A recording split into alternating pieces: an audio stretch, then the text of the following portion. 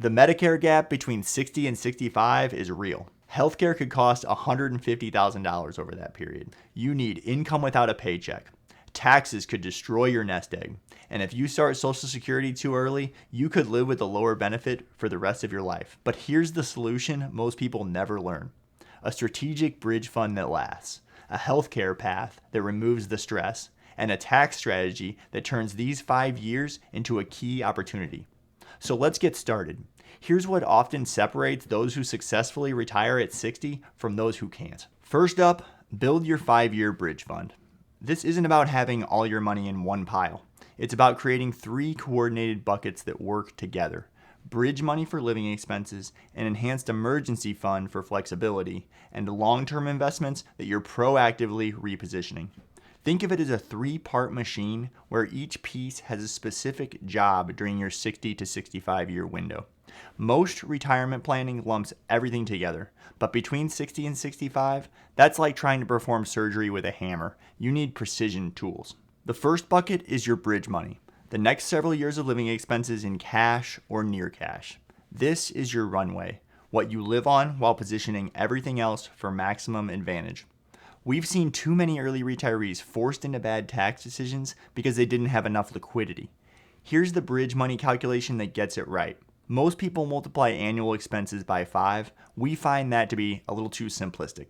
Use this formula: annual expenses minus predictable income multiplied by the number of years until major income starts, plus a 20% buffer for healthcare inflation.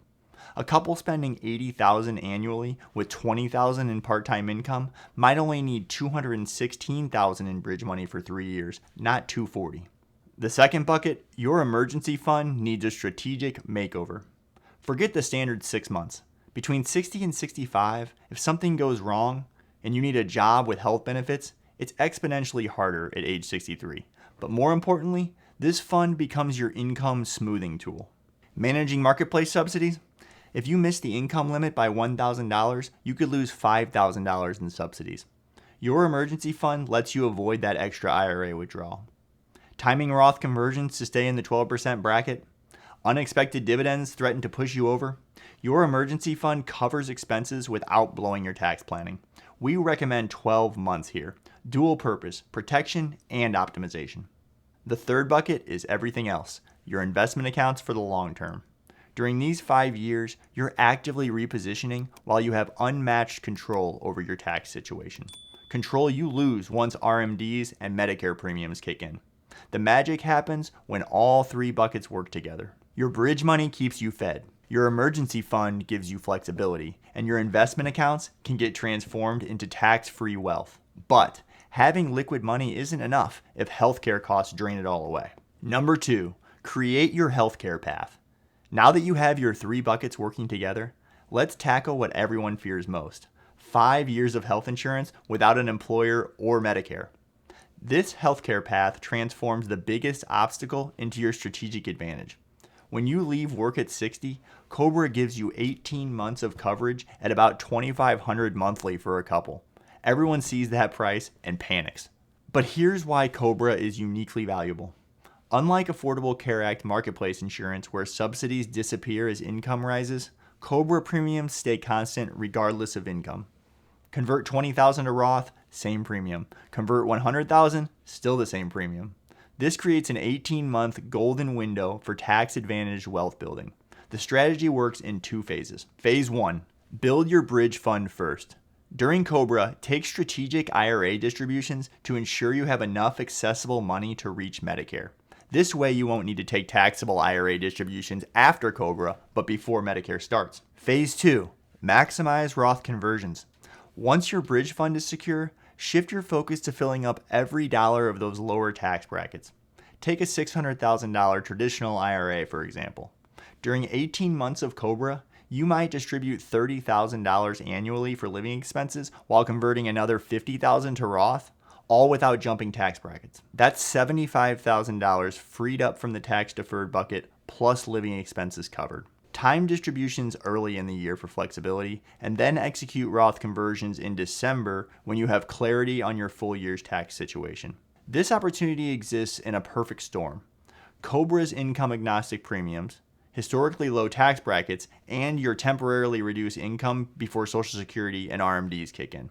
18 months later, when COBRA ends, the landscape shifts entirely.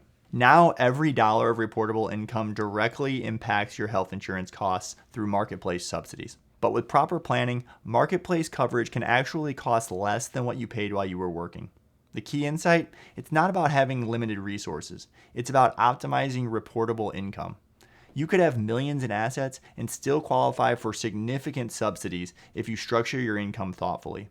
Keep modified adjusted gross income under 400% of the federal poverty level for premium tax credits. Stay under 250% and you could unlock cost-sharing reductions that drop your deductible. This is where that bridge fund you built during COBRA proves its worth.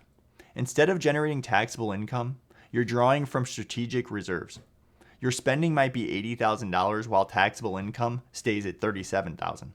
Pulling principal from taxable accounts and bridge fund cash doesn't count as income for subsidies. We regularly see couples paying only a few hundred monthly for better coverage than they had while they were at work. The healthcare everyone fears becomes your strategic advantage when you understand this two-phased approach. Now here's where it gets really interesting. These 5 years might be the best tax opportunity you'll ever have. Number 3, execute your tax strategy. These 5 years between 60 and 65 represent one of the greatest tax opportunities of your entire retirement if you know how to use them. Think about your unique position. You've left work, so no W-2 income. You're not taking Social Security yet, and RMDs don't start until your 70s.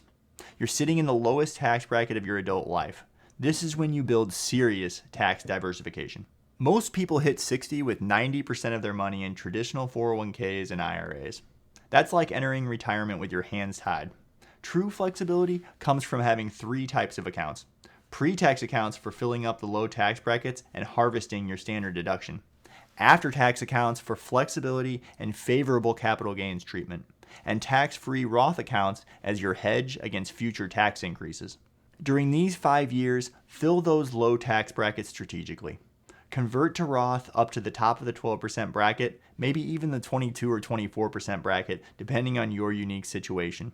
Do this for 5 years, and you could move hundreds of thousands into tax-free territory at rates we may never see again. When RMDs force distributions, when Social Security becomes taxable, when tax rates rise, your Roth money is untouchable. This is educational only, but these ideas are powerful.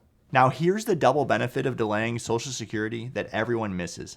Yes, your benefit grows 8% per year from 62 to 70, but the extra value is what delaying enables. If you start Social Security at 62, you've just added $20,000 to $30,000 of income that disrupts every other strategy we've discussed. It pushes you into higher tax brackets for Roth conversions, and it potentially reduces or eliminates healthcare subsidies. It just limits your flexibility. Of course, if you have serious health concerns or a family history suggesting shorter life expectancy, taking benefits earlier may make sense despite these advantages. This is deeply personal planning. But for those in good health, delaying can create space for all these other optimizations. Plus, when one spouse passes, the survivor keeps the larger benefit. Maximizing at least one benefit by delaying protects the surviving spouse for life. But here's what ties everything together: the work optional approach. This is the real reason we do all this planning. It's not about the money. It's about creating a life of purpose on your own terms. True financial independence doesn't mean never working again. It means working only on what matters to you. We see engineers mentoring young innovators, executives launching nonprofits they're passionate about, accountants teaching financial literacy in their communities.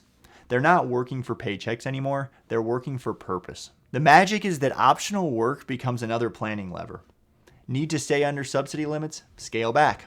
Have room for more Roth conversions? Take time off. Even modest earned income, $20,000 covering health premiums, lets your portfolio compound while you stay engaged with what lights you up. Here's what we've learned after helping hundreds through this transition. People who thrive aren't the ones with the most money. They're the ones who use these strategies to buy something that money can't purchase directly: the freedom to pursue meaning. They volunteer without worrying about lost wages. They start that business they always dreamed about without needing it to succeed financially. They say yes to opportunities based on fulfillment, not finances. That's what these 3 moves really create. Your bridge fund removes fear. Your healthcare path removes obstacles, and your tax strategy multiplies wealth. But together, they give you permission to stop asking, can I afford to, and start asking, what do I want my life to mean? This is the transformation that happens between 60 and 65 when you get the strategy right. You don't just retire from something, you retire to something. Bridge fund, healthcare path, and tax strategy.